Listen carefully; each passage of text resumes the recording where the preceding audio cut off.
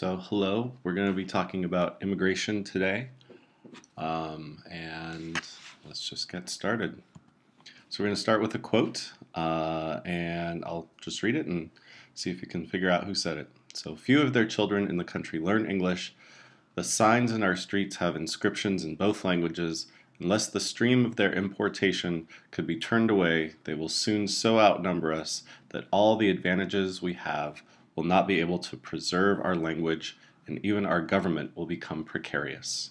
So, any thoughts on who said this? I'll just be quiet. If you guys want to scream a couple people out, go for it.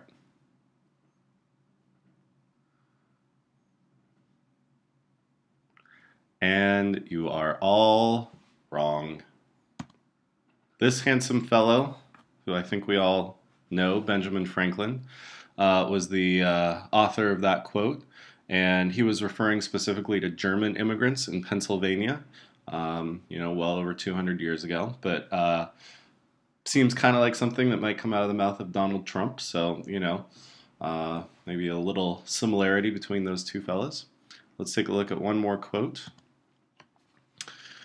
The bosom of America is open to receive not only the opulent and respectable stranger, but the oppressed and persecuted of all nations and religions, whom we shall welcome to a participation of all our rights and privileges. So, any thoughts on who said this one?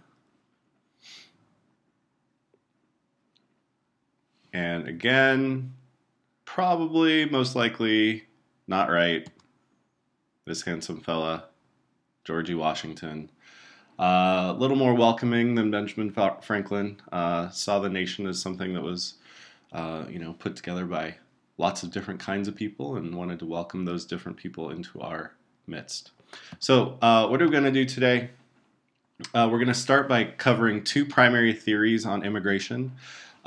We hear a lot in the news about immigration and why it's good, why it's bad, but there are some things that go a little bit deeper than the standard news coverage, so we're going to try to jump into those, talk a little bit about the history of immigration in the United States, and discuss the current politics around the issue, and we'll have a debate in there somewhere, which will be loads of fun.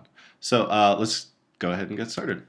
So we're going to start with theory number one, which is primarily authored by this political scientist, Samuel Huntington. So who was Samuel Huntington? He was a Harvard political scientist, one of the most influential political scientists of the 20th century. And he talked about a lot of things, but one of the things he did talk about was immigration and how it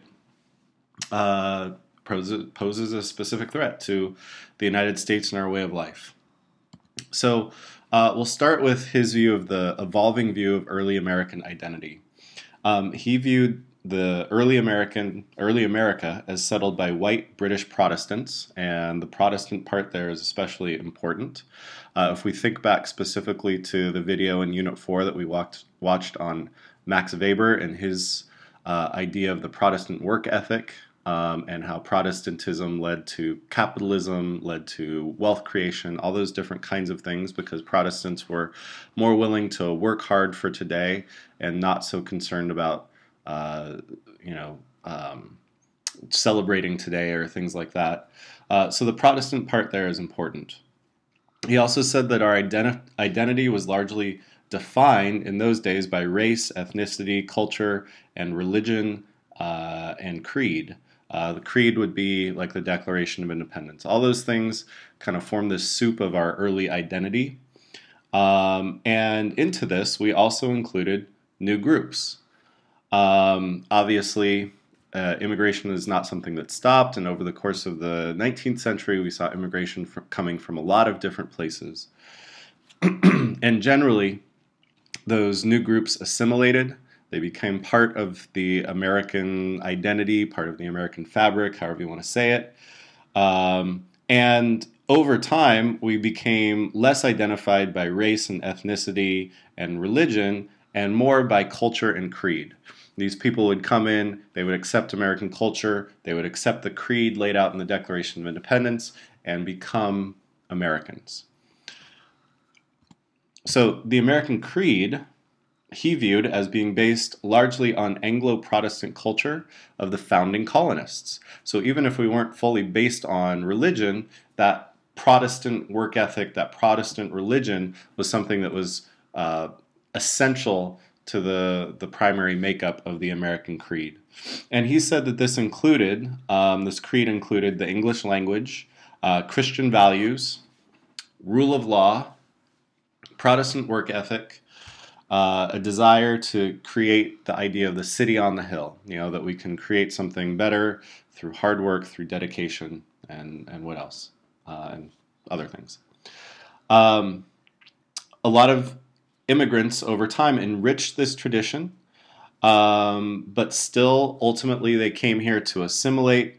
If they desired this idea, they worked to assimilate into the American culture. So all that sounds pretty hunky-dory, sounds pretty good.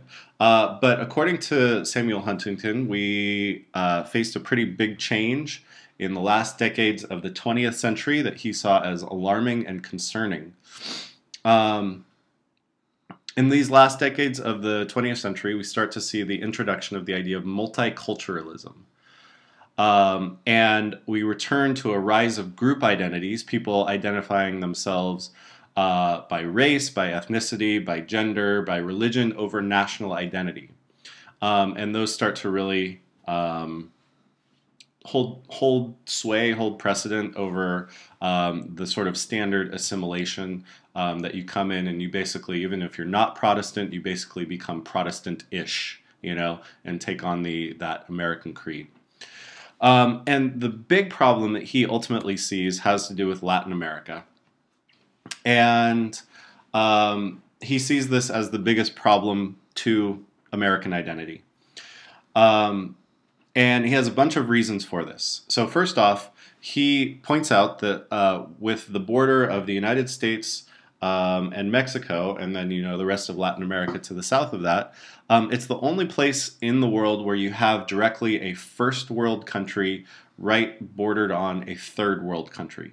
So he says that because of that, you're going to automatically have a lot of those third worlders wanting to just kind of walk to the first world.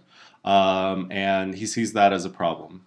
Additionally, he sees the scale of immigration from the third world Latin America to first world America, the United States, as something that had never been seen before. He also points out the illegality or the undocumentedness of this. And you might be able to hear my wife snoring in the background, but that's just part of this fun experiment we're doing. He points out the illegality, which is something that he says is new. Most immigration in the past, especially because it was people crossing oceans, they weren't planning on being sent back. They were coming in a way that they could legally stay ultimately, and they wouldn't probably get on that boat to come over. Here's where it gets kind of interesting. He also says part of the problem is the Catholicism of Latin America. Again, thinking back to that Max Weber video that we watched, Catholics are too eager to, according to the theory, too eager to believe in miracles, believe in saints, believe in forgiveness of sins, all these different kinds of things that inherently make them kind of a less productive society. And so this importation of mass Catholicism is something that erodes the American work ethic. Regional concentration of Latin Americans he sees is also a problem. Obviously, they're heavily concentrated in the border states, although this is changing as well. There's Latin Americans kind of everywhere in the United States, but heavily concentrated in those border areas. Persistence. This is something that doesn't go in waves so much, he says. It's something that is pretty constant. The historical presence he also sees as a problem. The fact that a lot of Mexicans specifically view Southwest Territories as sort of belonging to them, since they did once belong to Mexico and they still have some sort of maybe some sort of claim to it. And then one of the biggest problems he sees is unwillingness to give up their old culture and assimilate. He claims that a lot of people come here, they don't want to learn English, They still root for, Mexican soccer team. They stick to their old traditions, old ways, and they don't actually want to become the Americans in the view that he saw them as being uh, the way that we created the nation that we know today. And so he has big concerns about this wave of Latin American immigration specifically, and sees it specifically as something different from previous immigration. So the other theory, theory number 2, is the multicultural approach. And this is a kind of more modern approach. And we'll start by people that believe in this approach believe in a series of ongoing falsehoods that are kind of perpetuated throughout American history. The first and probably biggest one is that one that Samuel Huntington starts with, that America was basically a very uniform nation early on, and we became diverse over time. Multiculturalists would say that that's not really true at all, that America has always been more diverse than the dominant narrative claims, and that Anglo-Saxon Protestants were one group of many. Obviously, there were a lot of different kinds of Protestants. There were Catholics, Native Americans, African slaves, all those different kinds of groups that were coming to make this new nation. And one of the other things that they want to point out is that this new anti-immigrant fervor is actually nothing new at all.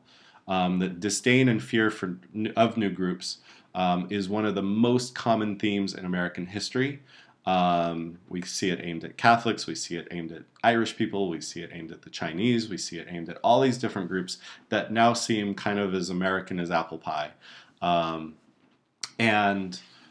they really see that what is being said now is nothing new, and it's just a new phase in anti-immigrant sentiment. The reality that they would point out is that, in fact, America has grown stronger from these immigrant groups. Ultimately, groups do assimilate, especially after a generation or two, but they also bring their unique points of view, their unique traditions, cultures, foods, language, whatever it is, into the American story and make it something that's more diverse and something that has allowed us to grow. They would ultimately view the Theory 1 approach as what they would call contributionalists, which they say is a pretty negative thing. That contributionalist idea is the idea that America was forged by people like Washington, Madison, Jefferson, and so forth. They are the foundation of our nation. Immigrants, however, can be viewed for their little contributions here and there, but the foundation of the nation is largely built off of these, coming from England, Protestant, white men, and they're the ones that created American culture and traditions. Everyone else just kind of added little things here and there. So the multiculturalists would be very critical of that point of view.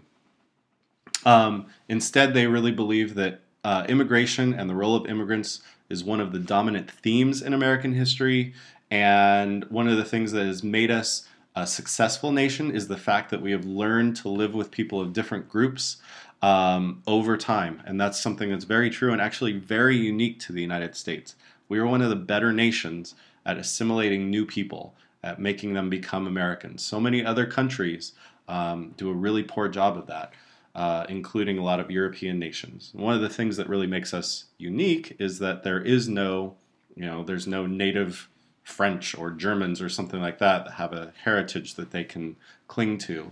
Ours is something that is unique because we are all immigrants. Even if you want to point to George Washington and Jefferson and whoever, they all have immigrant backgrounds, and that's the way it is.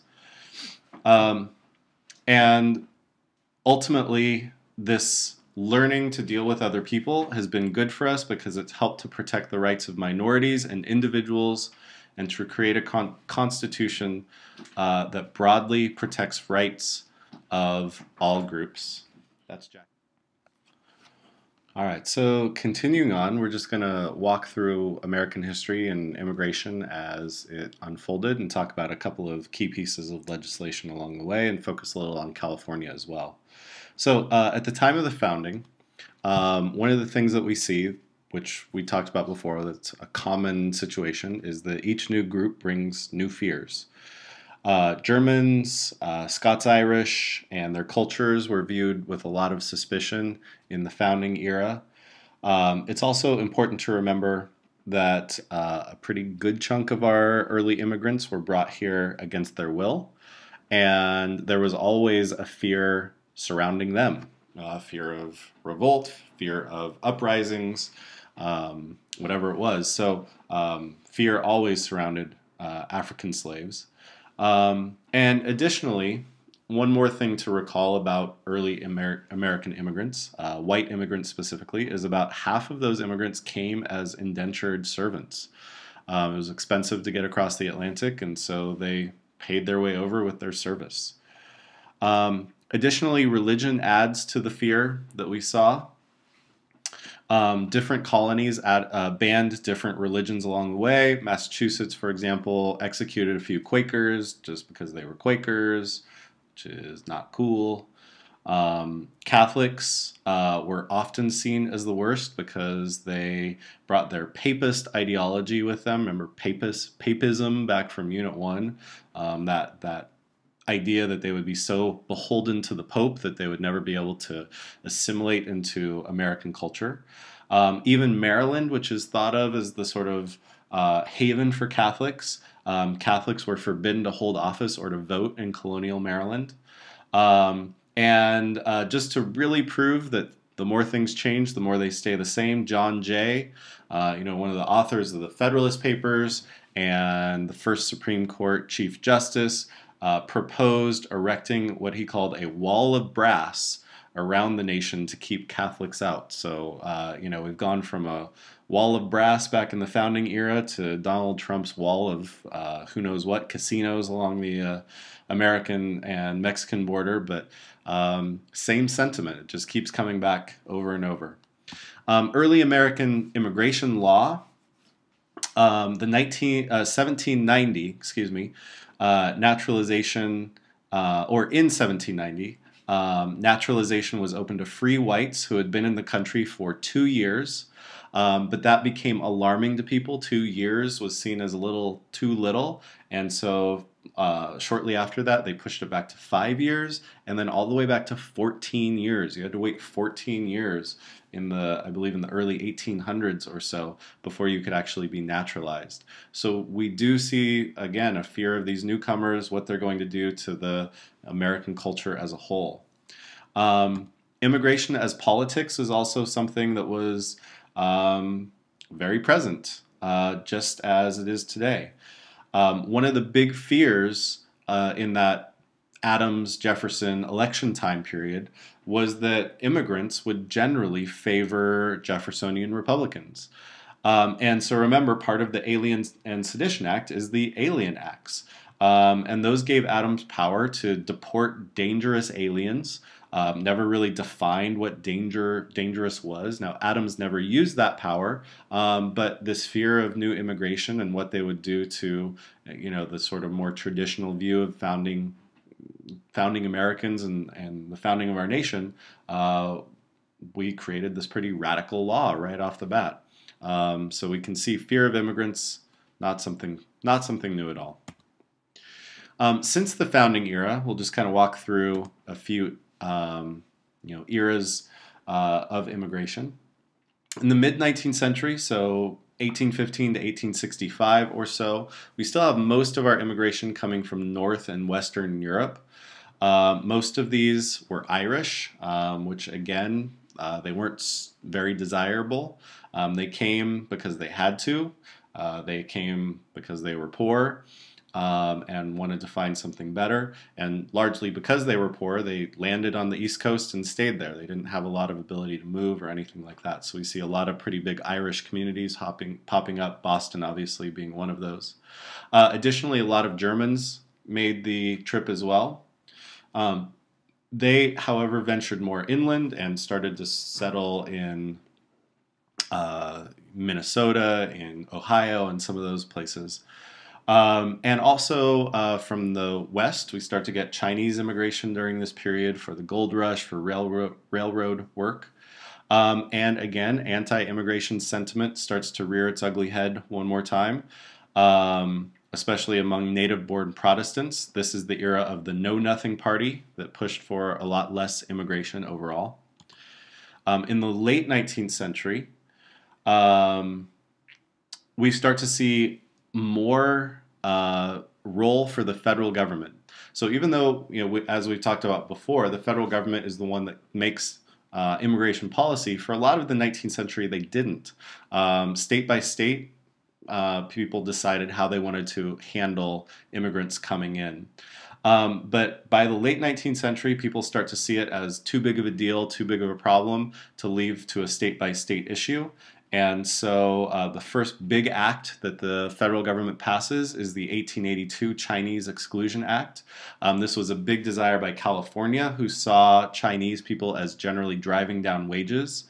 And it was also during this period that we start to see immigration shifting from, in Europe, shifting from the north and the west of Europe to the south and the east. People coming from Italy, people coming from Greece, people coming from sort of the Balkan area, and a lot of alarm surrounding that. Continuing on with new federal policies in the early 20th century, in 1917, we passed a literacy test. You needed to be able to do some basic reading before you would be allowed to come in.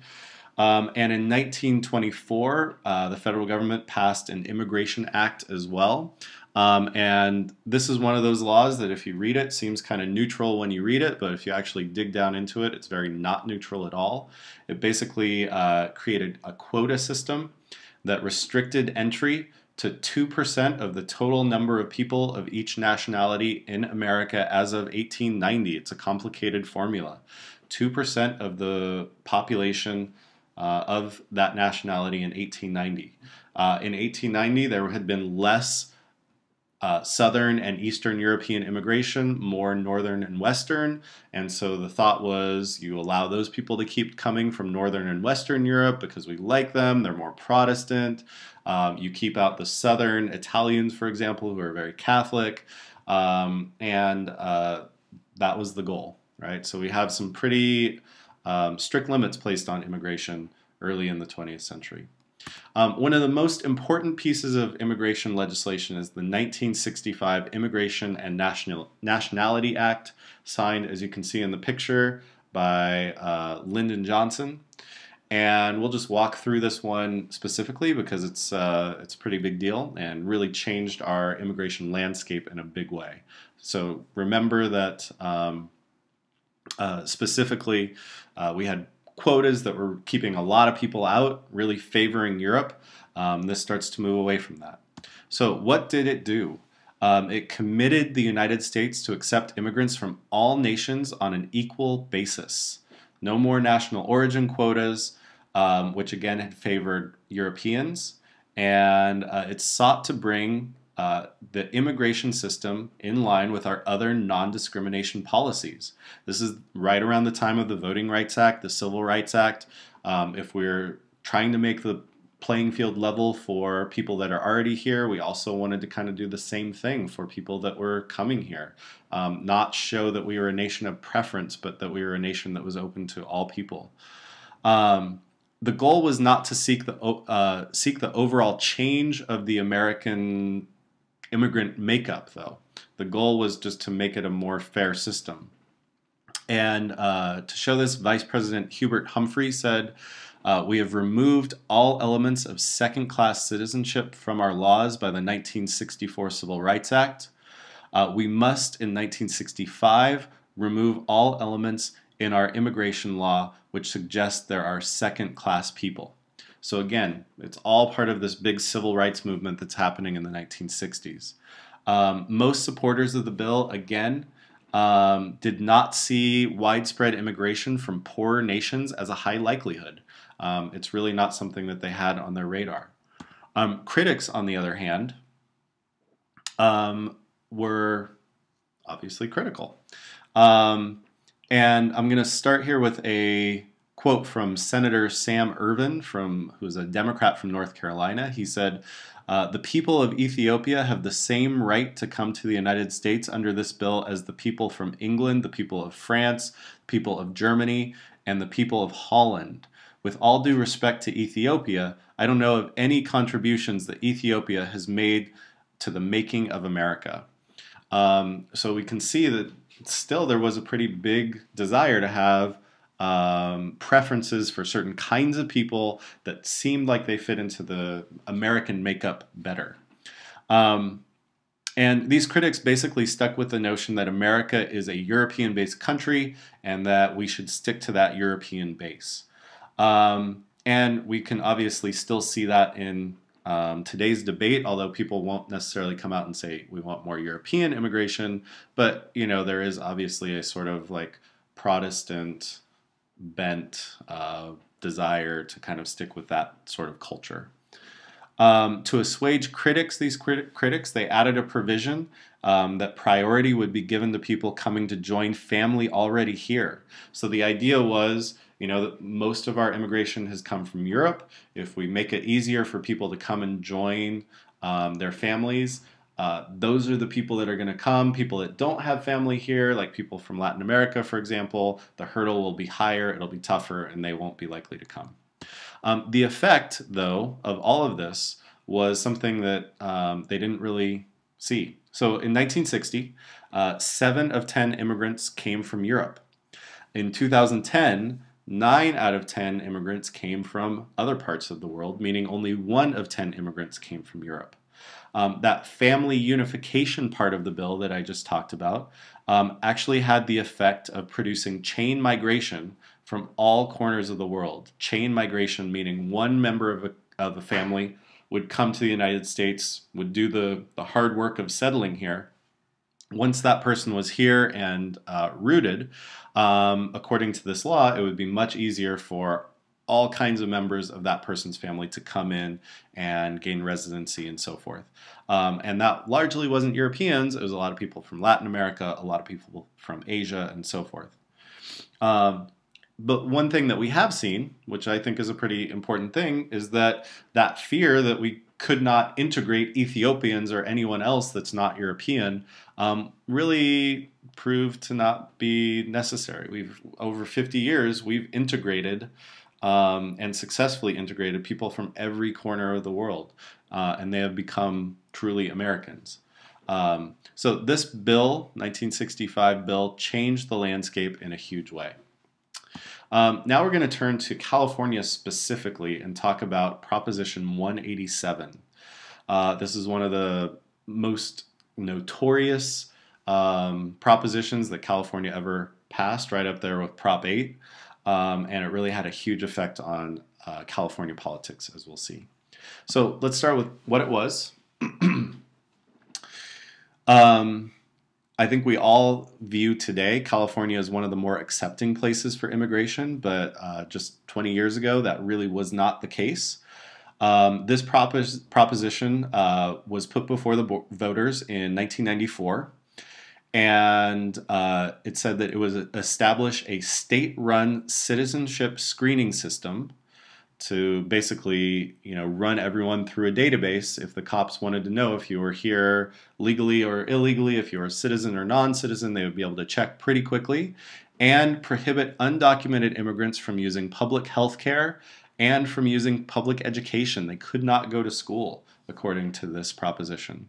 And it required school districts to verify the immigration status of all students and their parents. So this new big burden put on schools that if they were suspicious that someone was here illegally or wasn't born here, if they spoke another language, they would need to be investigated by that school.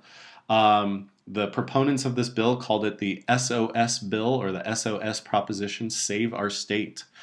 And in 1994, Proposition 187 passed with 59% of the popular vote. And one thing that we can be a little proud of is that the Bay Area generally was one of the only places in California that broadly voted no.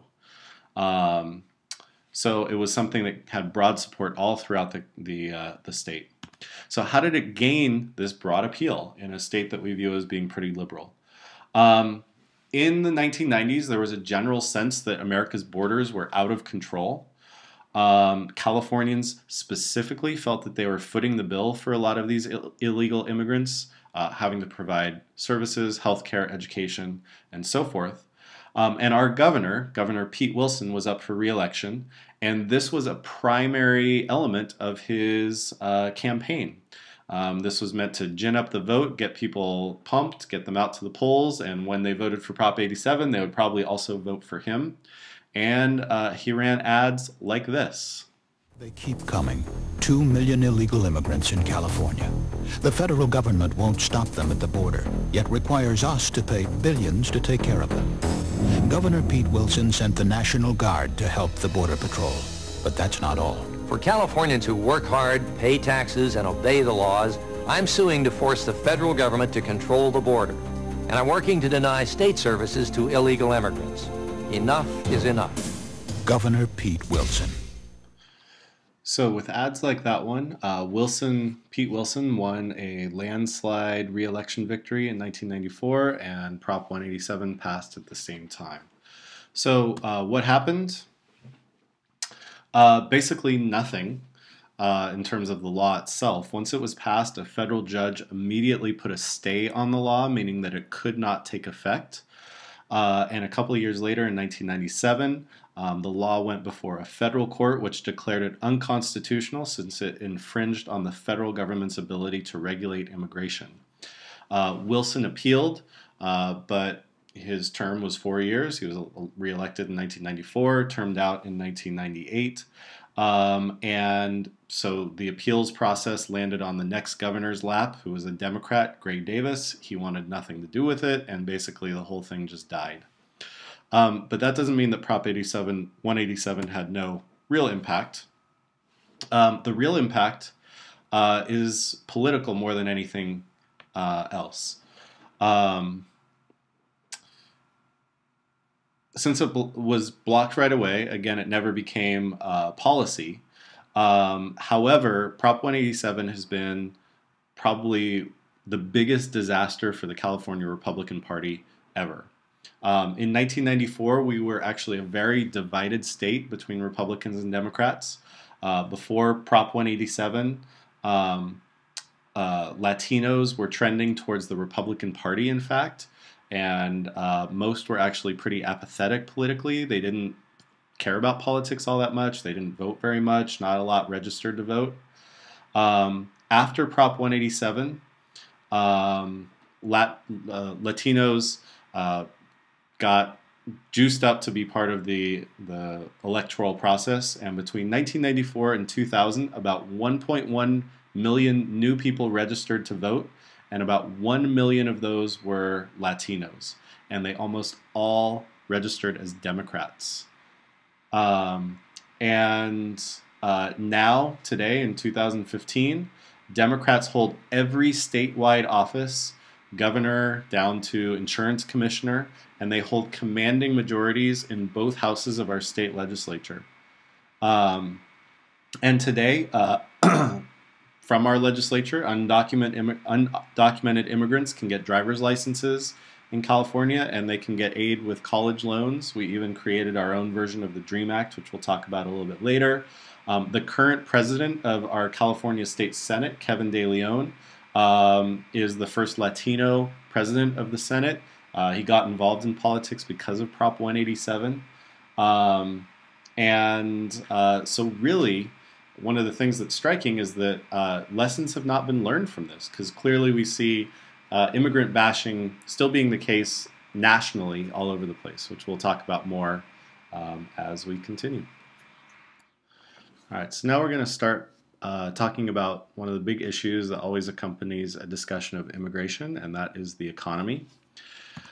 The common story that we hear is that immigrants make our lives worse, because, especially undocumented immigrants, because they take our jobs, they drive down wages, and they take a lot of expensive services, healthcare, education, that they can't pay for, and so the rest of us are paying for those services. The real story, the reality, is quite a bit more complicated.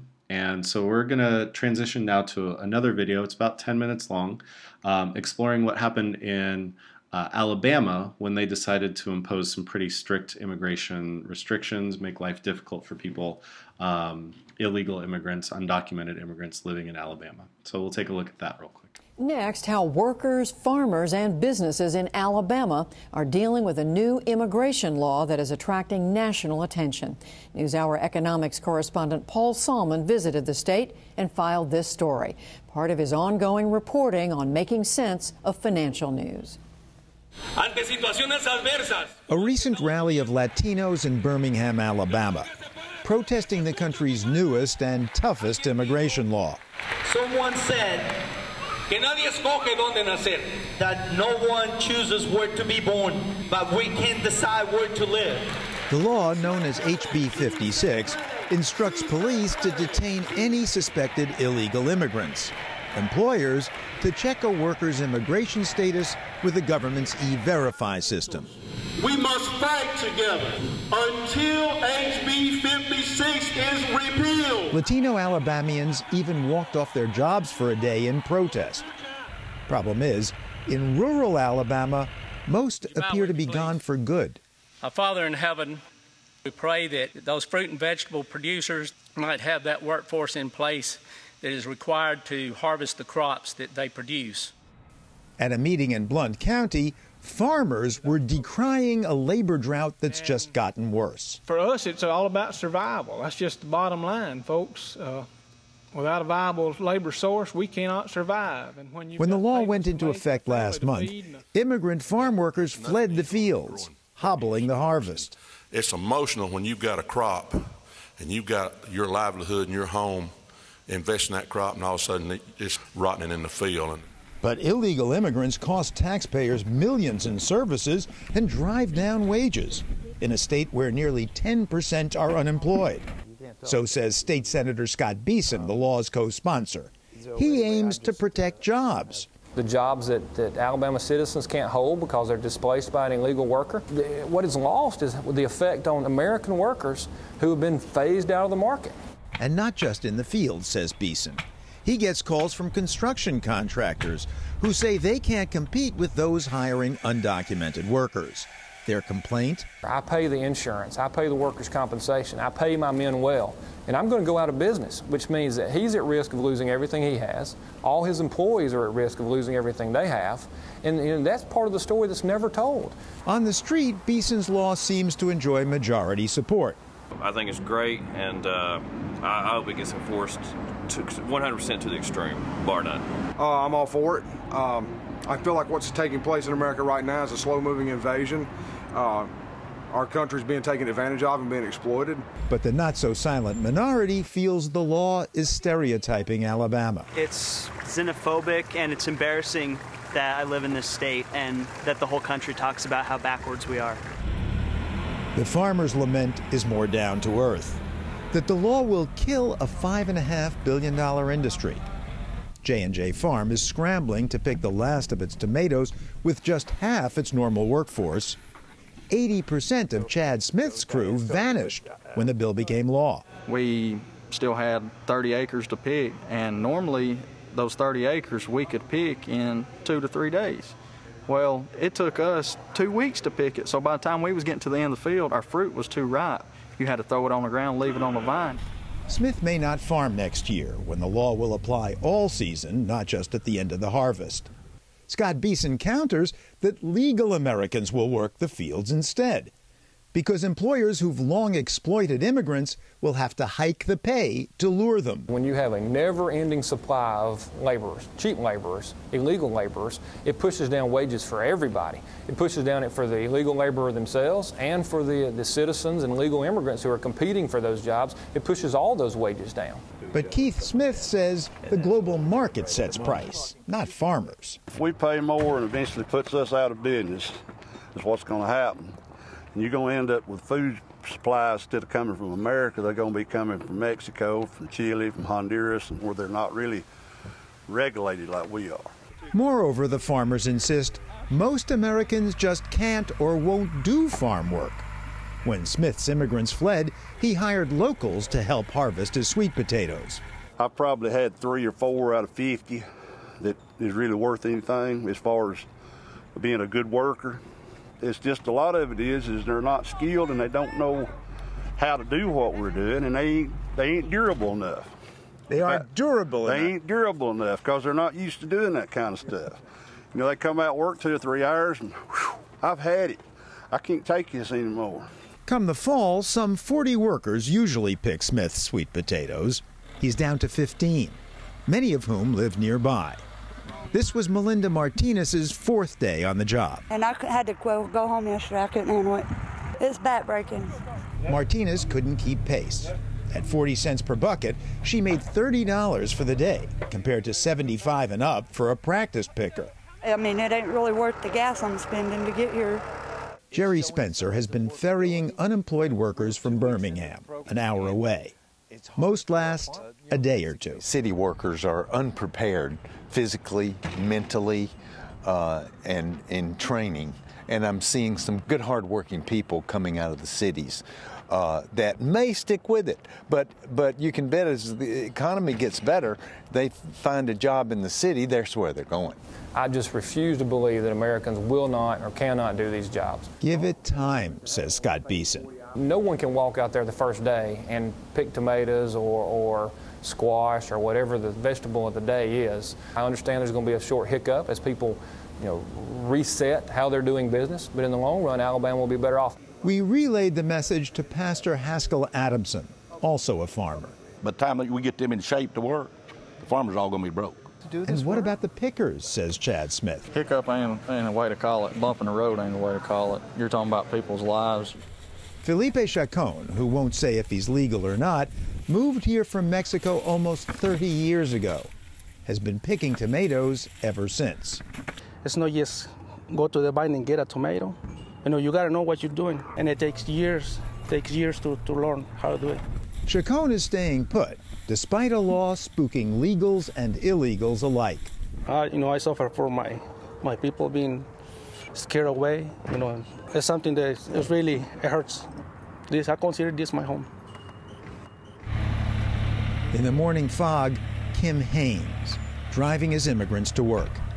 Half his crew stayed, but he says, I have to go pick them up and bring them to work, and at the end of the day I have to carry them back home, because even the ones that are here legally are afraid to be on the highway. They're afraid to drive because they're afraid they're going to get pulled over. It's racial profiling. They know exactly who to pull over because they can tell by looking at them. The worker on the right came from Mexico 14 years ago. He's scared he'll be deported and cut off from his daughter, American-born and thus legal. That's one of those things that I was thinking every day, At a Hispanic rights center, we talked to an undocumented worker who asked we conceal his identity. He quit his job at a Birmingham restaurant and is now afraid to go outdoors. Because I don't want to risk being separated from my family over a traffic stop. You don't feel safe anymore, just going anywhere. Like many immigrant workers, he feels he's being driven from his home.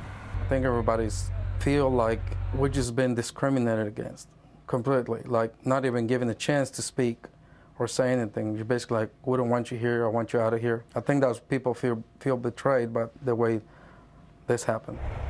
On farms and at restaurants, undocumented workers may suffer, Scott Beeson admits, but the law is the law.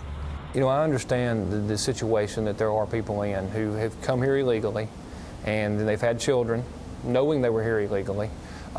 Unfortunately, we can't set state policy based on the situation that we didn't cause. Look, he says the law was not intended to discriminate against anyone. Anytime you do something and you're from Alabama, when somebody disagrees with the issue, they're going to automatically cry racism. It's time for us as brothers and sisters to stand up for justice and stand up for equality. At the Birmingham rally, Latino and Black civil rights leaders united in their opposition to the law. I want to mention this. Meanwhile, in farm country, small businesses pled their case to local politicians. I'm asking, please, please do not forget us. A U.S. appeals judge delayed parts of the law, but mostly it stands, driving away undocumented workers, but perhaps opening up jobs for the unemployed. If they can't or won't do the job, though, agriculture in Alabama could be headed the way of its immigrant workforce.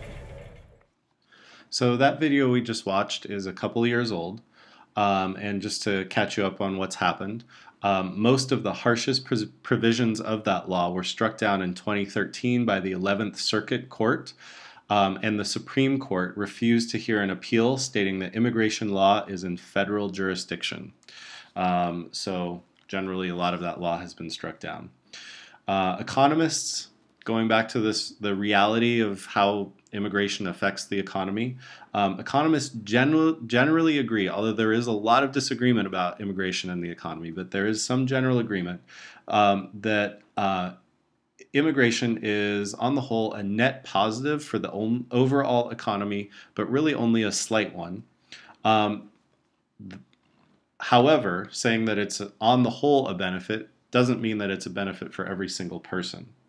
It does impact certain segments of the economy and certain kinds of people negatively. The biggest group that is negatively affected by immigration, and especially undocumented immigration, low-wage immigration, are high school dropouts.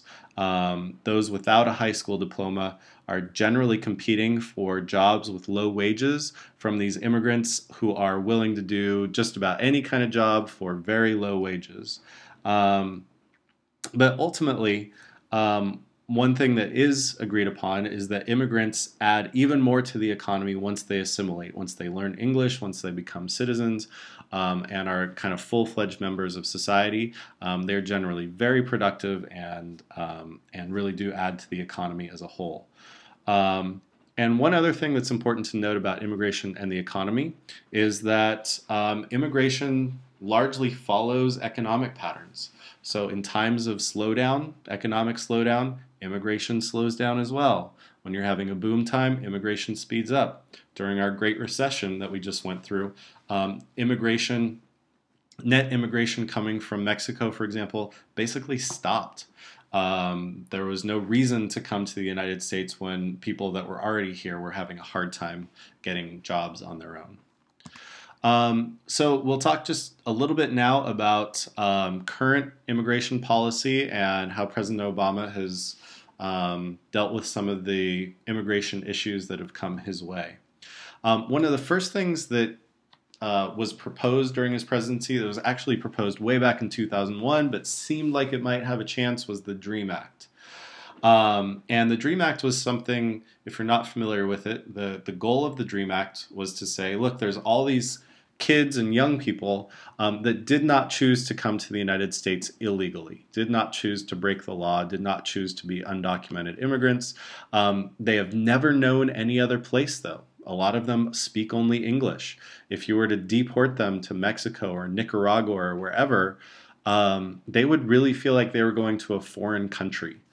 And so it was an attempt to try to deal with those people specifically and give them a pretty clear path to residency and citizenship. In 2010, it was the closest we got, but it couldn't overcome a filibuster.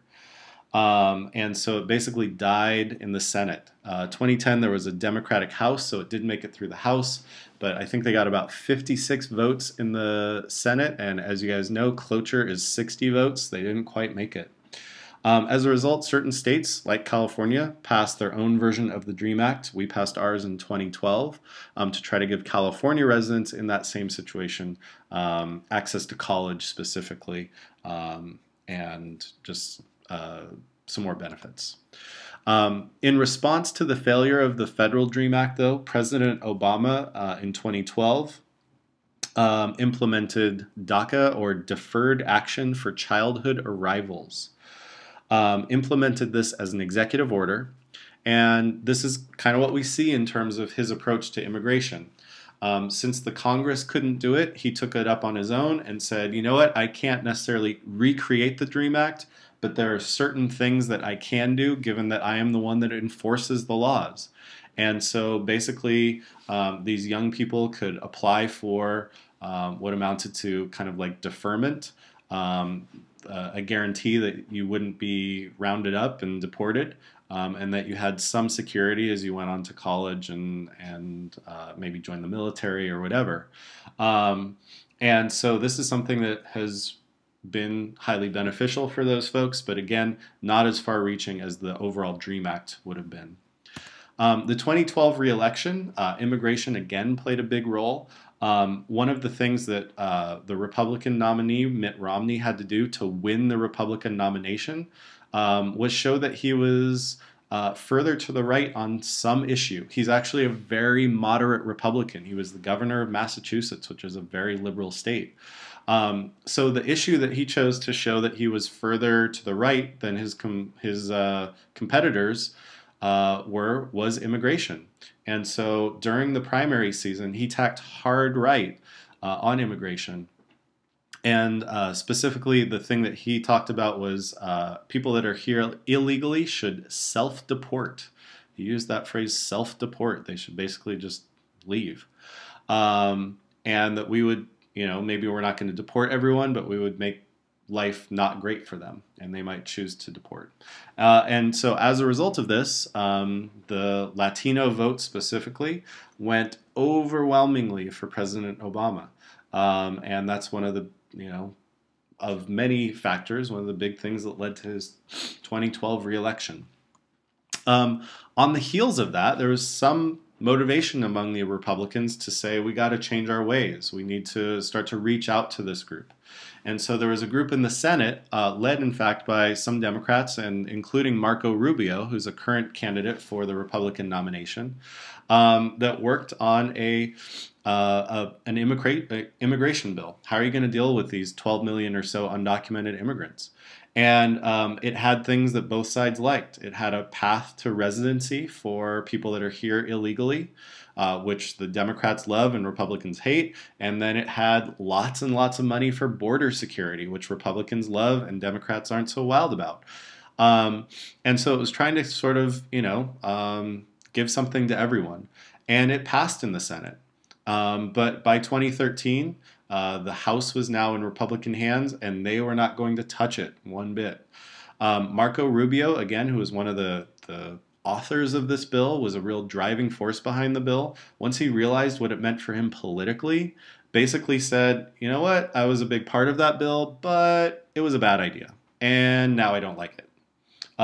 So you can really see just kind of how toxic immigration can be, especially if you are in the Republican Party, if you're trying to pass an immigration bill that's anything beyond just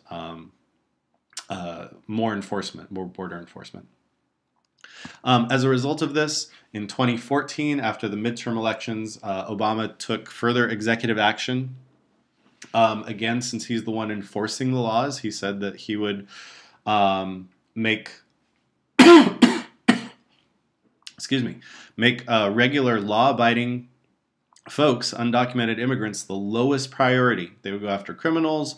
If you broke a law, they might round you up and deport you, but largely they were going to leave these undocumented folks alone. This went straight to the courts, never really took effect because this was by far a very big reach by President Obama. It's basically making new policy, even though Congress took a stab at it and basically decided no. And so that is largely held up in court. It's probably going to be held up in court for the rest of his administration, given that he has under 2 years left, and will likely end up going nowhere. Last couple of things here. Other current controversies. Obviously, one of the most current controversies in the Republican debate is the status of jus soli, as we see in the 14th Amendment, law of the soil. What does that mean for us? We have these big debates that, some people say that it doesn't mean that if you're born here, that you actually are a citizen. We talked about this in Unit 3. And obviously other people that are wanting to just do away with it completely. And feel like it was specific to the time period giving rights to African Americans, citizenship to African Americans, but it's outlived its purpose and it's harming us, is what some say. I think the vast majority of Americans just say leave it alone, though. The other thing that I am only bringing up because last year at state competition, Unit 6 was the first unit to present, and their first follow-up question right out of the bag, right off the bat, right after their presentation, was on Sharia law. It was the stupidest question I've ever heard. Thankfully, someone in the group knew about Sharia law and was able to handle it, but it had absolutely nothing to do with the question they were dealing with, but there are bad judges out there. So basically, this is another, it's not even a controversy, it's an irrational fear among certain people out there that somehow we're going to have this massive influx of Muslims that are going to try to pass laws that would make Sharia law the law of the land or the law of the state in that place. And so a number of states, I don't have any off the top of my head, but a number of states have passed bans on Sharia law. These are ridiculous laws that have no purpose for existence. The inclusion of Sharia law in American law is not even something that is even remotely possible. It's one of those things that we see as a result of this ginned up fear of certain kinds of people that people view as different and alien. Again, the only reason I bring it up is because you never know what kind of wacko judge you're going to get. So that is immigration.